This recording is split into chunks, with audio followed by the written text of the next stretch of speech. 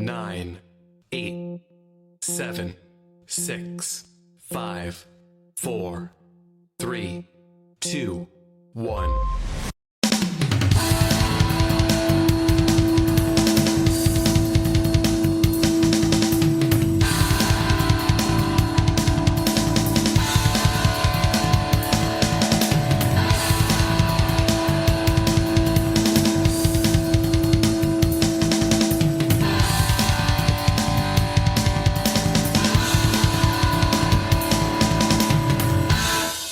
Greetings, my fellow freedom-loving thinkers. Thank you for tuning to LL3 Podcast. My name is Craig, transmitting from the beautiful realms of planet Earth. Today's date is Wednesday, December 24th, 2025. This is episode 1924. Remember the Battle of Lake Okeechobee, Christmas 1837. Before I proceed, you can find me on multiple social media sites and podcast channels. Just type in Looky Luck number 3, Looky Luck Roman number 3 with 3 eyes, or Looky Luck Roman number 3 podcast. In addition, if you have any questions, comments, recommendations, and all that good stuff, whatever you do, please use decorum. Hit me via email to ll3.podcast@proton.me. If you want to donate, go to paypal.me or cash.app/Looky Luck number 3. Well, hopefully everyone having a great time right now on Christmas. Always look at this as a spiritual perspective, not material. It should be like this every day. You know, some people call it paganism and all that, but always got to look at the other side. I don't get offended by it.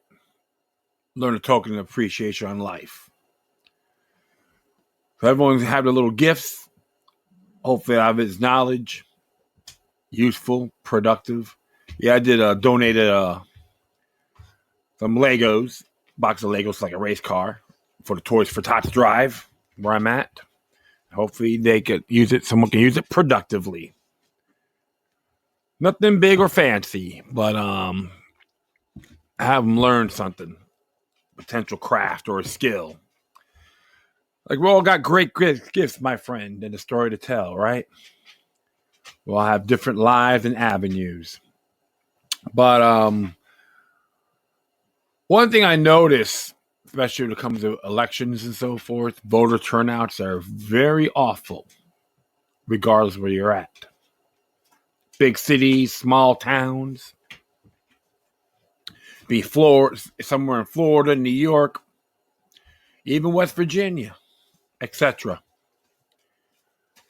People just want to give up on everything, have everything give them concentrated power. And don't get me wrong, you don't have your nut jobs, geniuses, and all that, but it's okay to engage. Think of Art of War 101. It's like life as a whole. You have to be patient, methodical. Nothing comes overnight. Endurance is always a great remedy, a strong asset in your nature.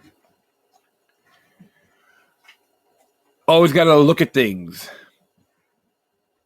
how it is. It's like always planting seeds, never no tree. We're never going to stop learning regardless of your age. Well, it's an exciting time to be alive too. Don't be one of those geniuses out there. Think you know it all. Folks want to call people out. They can't even tie their own shoelaces. Actions speak louder than words. You be judged by your merits. Nothing else. Folks want to use the skin color. And many of them out there are shooting blanks. But I digress. Yeah, I'm a little bit mellowed right now. My dog's pouncing around here. So he should be okay. But I don't know what else is going on here. Hopefully folks will be checking in maybe later on, right? Yeah. So, all right. Yeah, without further ado, do a little story of the Battle of Lake Okeechobee, which came from UC, I think it's University of Central Florida, if I'm correct, VLP, Pedia. Here's the whole rundown, the casualties on this horrific day. It'll be 188 years on Christmas. And according to this, on one side, let me see here, 26 dead, 112 wounded. Yep, United States side. Three of these died of their wounds within 3 days of battle.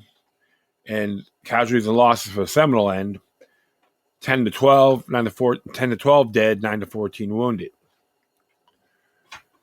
All right, so what the overview is on this event. This happened in Florida, by the way, so just to let you folks know. The Battle of Okeechobee was an engagement between United States troops and the federal Florida Seminoles that took place during the Second Seminole War on December 25th, 1837. Occurring 2 years after the war began, it was the second bloodiest battle of the war, surpassed only by Dade's battle in terms of casualties. That's where you got Dade County from, by the way, folks.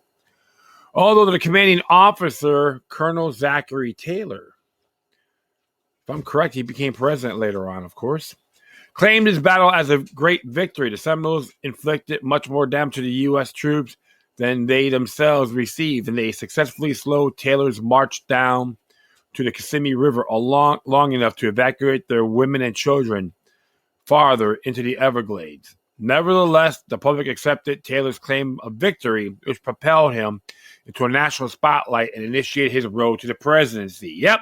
So, in other words, if you're a big screw up, you can be president too. But I'll continue on. Let me just see here. Despite this general approval, Taylor seriously alienated one sector of the public when he claimed that the Missouri Volunteers broke under enemy fire and could not be reorganized and brought back into battle. The Missouri legislature created a committee to investigate this claim, after which they sent a series of resolutions to President Martin Van Buren, asking him to hold a court of inquiry to clear the Missouri Volunteers' name and to expel Taylor from the Army. The president, however, declined to take action. Events lead up to the battle. In 1836, General Thomas Jessup took over command of Florida from General Richard Call. After a failed negotiation with the Seminoles, Jessup decided to trap them and force them to fight. He organized his troops into 7 columns, distributed across the peninsula, and instructed them to march south in parallel lines and fight any Seminoles that they encountered as they slowly converged together in the south. Jessup asked for more men to implement this plan. He called for volunteers, but also received some regulars, including Colonel Taylor's 1st Infantry. In December of 1837, Jessup was ready to put his plan into action. On the 19th, he authorized Taylor to begin his march south and to destroy or capture any Seminoles that he might fight within his zone of command. Between the Kissimmee River and Peace Creek, now known as the Peace River, Taylor moved his troops out of Fort Gardner and down to the west side of the Kissimmee River toward Lake Istopoga.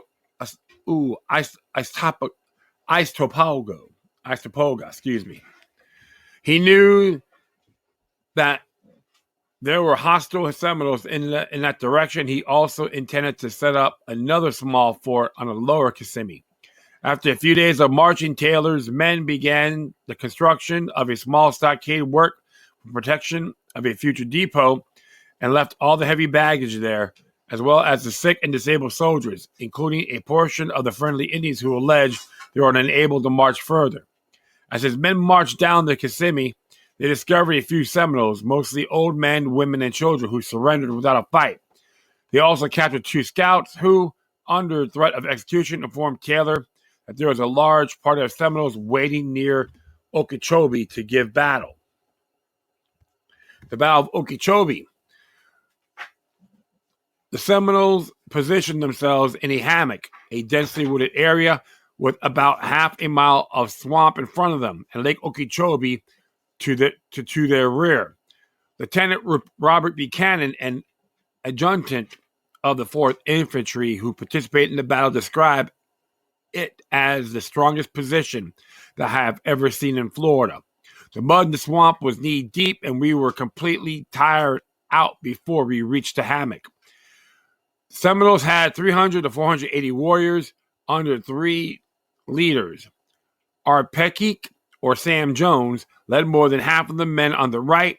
He was not a war chief, but a highly respected prophet and medicine man of the Miccosukee tribe. Halapater Tuskegee, or Alligator, led 120 men in the center. Cocoche, or Wildcat, commanded about 80 men on the left, with John Horse Cavallo, who led a small band of black warriors. Yes, they had runaway slaves that went to Florida. Colonel Taylor approached the hammock with 803 men. He had 3 infantry regiments, the 1st and the 4th and the 6th, as well as a party of mounted infantry amounting of 579 regulars. The rest were volunteers from Missouri, most of whom were under the command of Colonel Richard Gentry. A small number of volunteers were under Colonel Morgan, called Morgan Spies. There were also 31 Osage, Shawnee, and Delaware Indians who signed up as scouts in Missouri and fought in the Spies under the command of Captain Parks. Taylor decided to meet the Seminoles head-on. Colonel Gentry of the Missouri Volunteers reportedly argued against this tactic, suggesting a flanking movement instead. Taylor responded by asking Gentry if he was afraid to be in the front lines, to which Gentry replied that he would follow orders. Taylor used the Missouri Volunteers and Morgan Spies to form the first line. They were to lead the attack, but he told them that in the event of being attacked and hard pressed, they were to fall back in the rear of the regular troops, out of the reach of the enemy's fire. The 4th and 6th Infantry formed the second line, and Taylor held the 1st Infantry in reserve. The attack began at 12:30 p.m. on Christmas Day, 1837, as the Missouri Volunteers began to change across the swamp. Seminoles released their first deadly volley, wounding at least 7 of the Missouri officers and leaving many of the volunteers leaderless. Gentry ordered his men to crouch down and continued their approach, hidden in the tall grass of the swamp.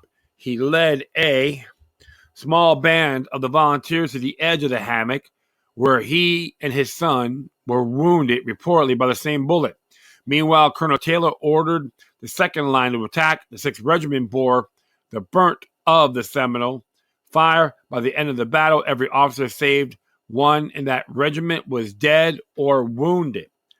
The head of the regiment, Lieutenant Colonel Thompson, suffered 3 gunshots, and after the fatal blow, he reportedly called out his regiment, "Keep steady, men. Charge the hammock. Remember the regiment which you belong." So one moment here. Okay, cool. Trying to turn off my phone here. The 4th Infantry reached the hammock line with the fewest casualties. Together with the few remaining members of the 6th Infantry and the Missouri Volunteers, they engaged the enemy so closely that the Seminoles were unable to reload their guns. Taylor then ordered the 1st Infantry to flank the Seminole forces on the right, at which point they retreated in canoes across the lake. Some of Taylor's men tried to pursue them, but they were unsuccessful. The entire engagement lasted about 3 hours. Reports of the Seminoles' losses vary. Colonel Taylor reported that they carried away their dead and wounded during the battle. When possible, historians estimated 10 to 12 of the warriors died. including one black warrior, and 9 to 14 of them were wounded. Colonel Taylor lost 26 men in battle, and another 112 wounded. The aftermath: Colonel Taylor continued this battle as a great victory because his men stood their ground and managed to drive back the Seminoles. In his official report, he stated, "The actions was a severe one and continued from 12:30 until after 3 p.m. A part of the time, very close and severe. We suffered much. The hostiles probably we suffered, all things considered, equally with ourselves, they having left 10 dead on the ground, besides doubtless carrying off many more, as it is customary with them when practicable. Seminoles, however, did not suffer equally, including the dead and wounded. The Seminoles lost less than 7% of their men, whereas Colonel Taylor lost over 17% of his forces. In fact, one may argue that the Seminoles won the engagement because they managed to stop Taylor's troops long enough to move their women and children to safety, and they inflicted very heavy losses on the American troops before escaping to fight again in the future. The public also perceived this battle in a mixed way. The Army and Naval Chronicle referred it to as a disastrous battle and a savage onslaught, but an officer of the 6th Infantry demonstrated that he thought that this battle was a success, noting in a letter that we have distressed the enemy so much that it will hasten the war to an end. He continued, however, to question the point of the war. Florida certainly is the poorest country that ever two people contended for. The United States and the Indians will get a shell each, while the vagabonds hanging on his skirts will eat the oyster. Nevertheless, this battle caught the public's interest because it was the first decisive battle after a long series of unimpressive skirmishes with the Seminoles. As historian Joe Mahone explained, Americans then, as now, expected a war to be made up for battles. Only by battles a reason could a nation end the war and get back to the normal pursuits of peace. And while Okeechobee was by no means decisive, it was at least recognizable as the battle in the war which produced few such major confrontations. Colonel Taylor understood this and capitalized on this interest. In his official report published in February 1838, Taylor managed to create a more favorable impression of this battle by describing it as a hard-fought triumph, emphasizing that the fact that he finally overtook and beat the enemy in his strongest position. From his leadership in this battle, Zachary Taylor earned a promotion by brevet to brigadier general, and in May 8, 1838, the War Department chose him to replace General Jessup as commander of the Florida War. Taylor kept the position for 2 years before requesting a reassignment. In 1845, he participated in the Mexican-American War, where his victories at Buena Vista, Palo Alto, Resaca, and Monterey won him the admiration of the American people. He received the Whig nomination and then won the presidency in 1848. More from his popularity as a war hero than for his political beliefs, he died in office July 9th, 1850. The Missouri controversy. After the Battle of Okeechobee, the public across the United States viewed Colonel Taylor in a favorable light, except for the citizens of Missouri who objected to his treatment of their Missouri volunteers. These volunteers had begun their journey in September 1837 when General Jessup called for citizen soldiers to support his regular troops in the fight with the Seminoles. Many answered the call from Tennessee, Louisiana, South Carolina, Alabama, Georgia, the territory of Florida, and Missouri. Jessup received far more men than he had expected. This was because the United States was experiencing an economic panic in 1837. The Army offered its cash-strapped volunteers as a steady wage. This was the main incentive that drove about 600 Missourians to volunteer, but this regiment formed under Colonel Richard Gentry also experienced a surge of patriotism and enthusiasm to fight in Florida because they were the first regiment from Missouri to fight for the U.S. government outside of state lines. 600 volunteers set off on the long, arduous journey to Florida, but their enthusiasm quickly waned after a series of mishaps. Upon reaching New Orleans, the volunteers found out the city was suffering an outbreak of yellow fever, which prompted 150 men to desert in fear of the disease. Then, as they sailed from New Orleans to Tampa Bay, the ship carrying their horses was caught in a hurricane, which killed almost all the horses and the rough travel conditions. This tragic loss dealt a severe blow to the Missourians' morale. Once they survived at Tampa, General Jessup assigned the Missourians to Colonel Taylor's regiment. As they began to march toward the Kissimmee River, many Missourians asked to be discharged as they were unwilling to trudge through Florida swamps and wetlands, especially because they never expect to walk in the first place. By December, there were only 150 volunteers left from the original 600. Colonel Taylor greatly angered the Missouri volunteers when he wrote in his official report that, on reaching the borders of the hammock, the volunteers and spies received a heavy fire from the enemy, which was returned by them for a short time when their gallant commander, Colonel Gentry, fell mortally wounded.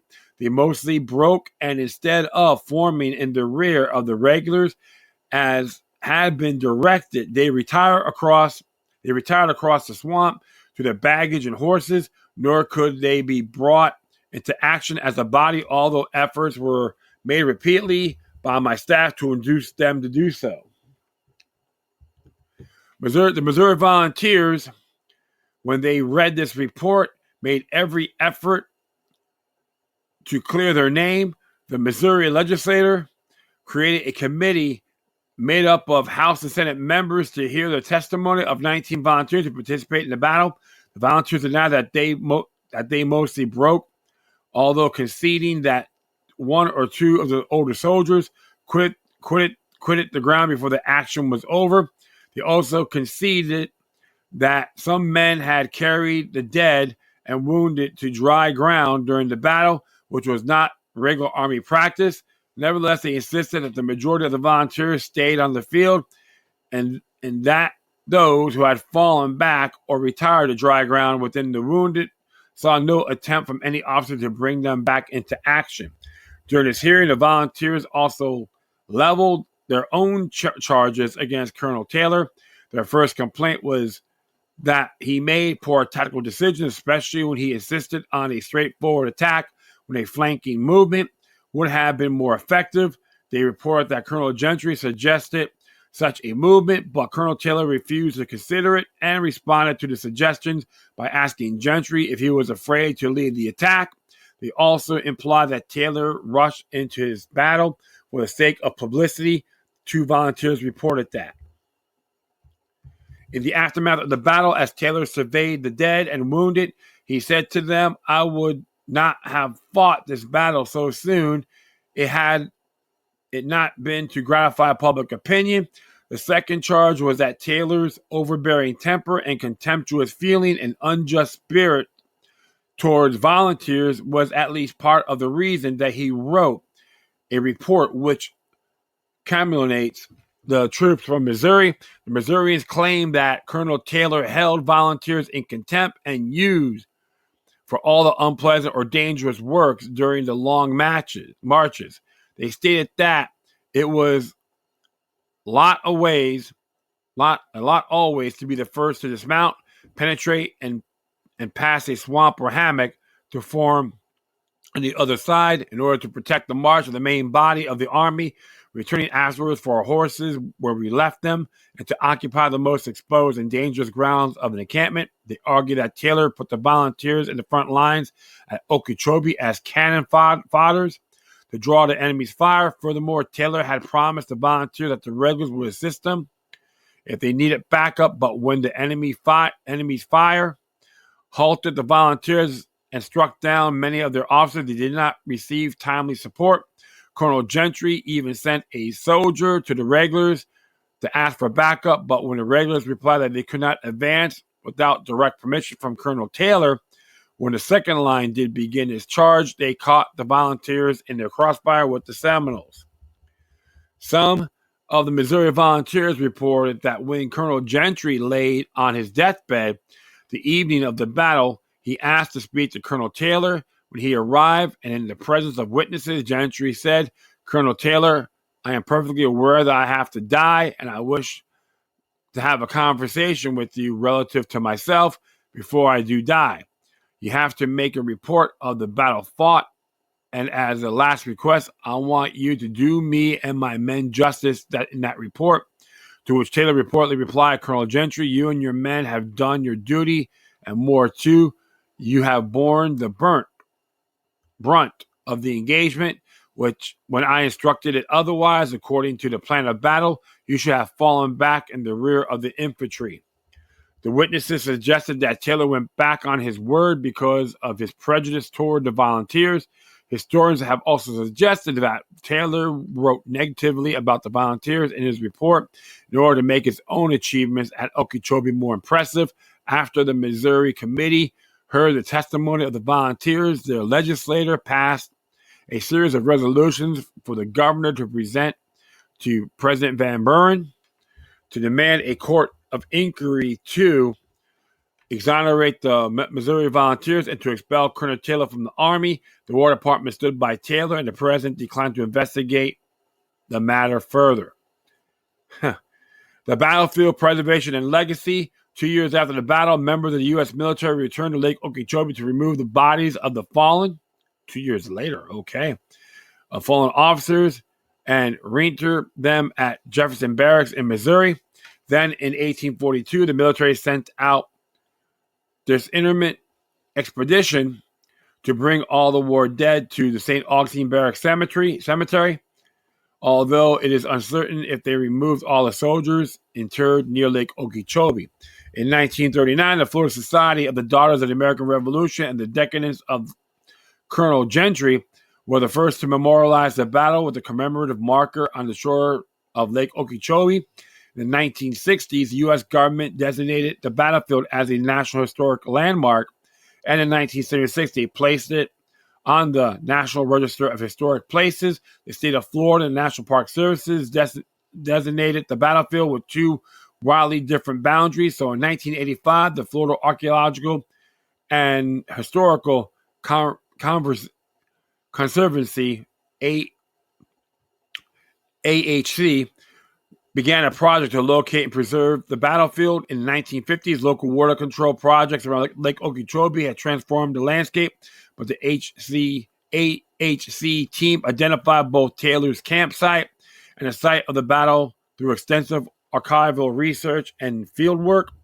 In their report, the ACH team noted that the area of the battle included about 1 mile of the shoreline along Lake Okeechobee, a part which already been changed by developers in the early 1980s.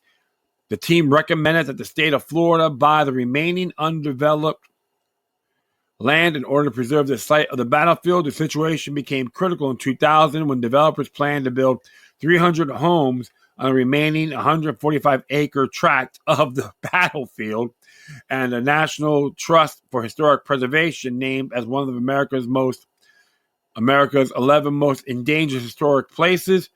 Concerned citizens organized a Friends of Okeechobee group to protect the size of the battle. In 2006, they achieved their goal. The state of Florida agreed to buy the remaining undeveloped tract of the battlefield and turn it into a state park. Today, the Friends of Okeechobee hold an annual reenactment of the battle to benefit the park and to raise awareness of the significance of the Battle of Okeechobee.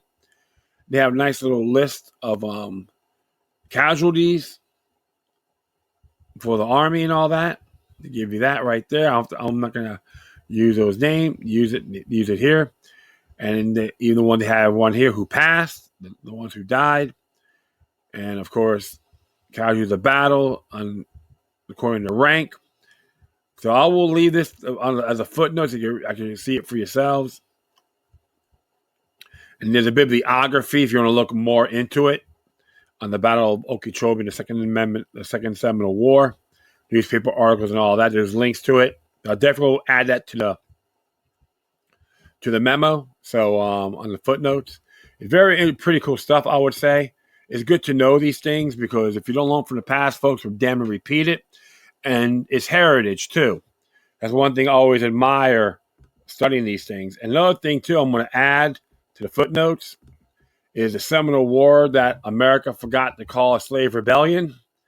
And it's from a website called wearethemighty.com. And it came out on December 3rd. In the summary, Black Seminole resistance turned Florida into a battlefield, reshaped U.S. military strategy, and left a legacy for the Army Special Forces. And they'll give you a whole rundown on this. I'll just going to hit the first paragraph. I'm not going to go any further. The story of the Black Seminoles is one of endurance, freedom, and tactical brilliance, emerging from the complex crossroads of the Native American sovereignty and the African resistance to slavery. The Black Seminoles fought the United States to a standstill during the 19th century. Their most famous struggle, the Second Seminole War from 1835 to 1842, became one of the largest and costliest conflicts in early American history. According to many historians, it represents the most successful sustained slave rebellion in U.S. history. And I'll give you a whole rundown for the Negro War, Masters of Resistance, and all that. So I'll leave that there so you folks can check it out for yourselves. And what can we say? Very good stuff. And what's pretty cool also is, Florida State University, they had their nickname, the Seminoles. And if people guys think they should change the name, don't even waste your time, because they have if I'm correct, they have a real pact agreement with the Seminole tribes. Is a historical thing. So they always have a Native American, I believe he's Osceola, had the burning spear and put it right in the middle of the ground. It's traditional, so don't even think about trying to change it. You're not going to win. So the Battle of Lake Okeechobee, or the Battle of Okeechobee, whatever you want to call it, happened on Christmas, 188 years ago.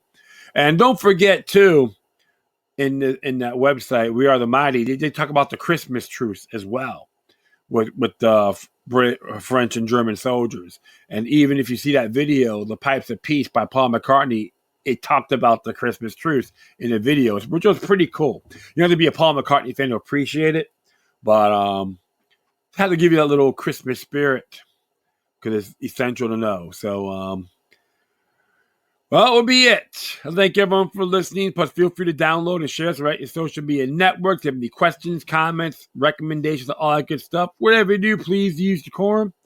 Hit me via email to ll3.podcast@proton.me. If you want to donate, go to PayPal.me or Cash at /3. If you want to leave the footnotes here, if you want to support We Are the Mighty, you can check it out. They give you a whole rundown and all that good stuff. So it's not more than just, it's about history in general. And you got a lot of brave people out there, doesn't matter what they look like, they stand for what was right. So it's always good to know that. So don't feel like you're a peasant, or you don't want you to feel sorry for yourself. Doesn't matter what ethnic background you're from. We're all beautiful people out there, okay?